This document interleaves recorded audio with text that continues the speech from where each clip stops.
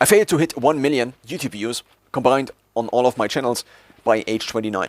I now for a couple of years have tried to, first of all, blog, then eventually kind of convert to Twitter, and then I eventually began making not YouTube videos. I made a few YouTube videos, I even uploaded a few YouTube videos, but there was just no production pipeline, let's just say. I eventually focused on making music, so I used a loop station and I recorded a few things there, but I would say retrospectively the technology was just not there.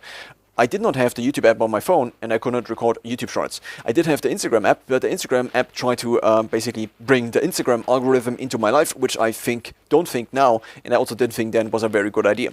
So I didn't have really much options left, because also the phones at that time could not record. Most phones could not record, and there also were not many apps apart from TikTok that actually could record in multiple takes.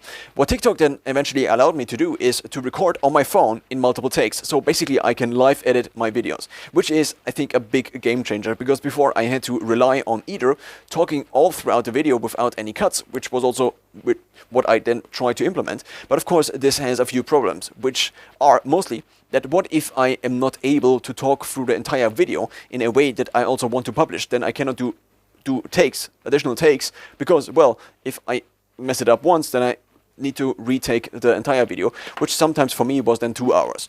And so many of the videos I actually recorded in the last couple of years turned into trash, mostly because they had one mistake in it that made the whole video not watchable out of my eyes, or not publishable in my eyes. But now I can stop. I do have a mouse here, and therefore I can stop. And I also can click basically on delete the last take, and then I just redo the last take, which means now for me that I record the videos on my phone. I then can basically directly publish the videos afterwards, at least if there is not the YouTube bug, which is basically I think mostly the fact that I have an older phone. At least that's what ChatGPT said. So now, beginning in February this year, I switched basically to the YouTube app in terms of recording video.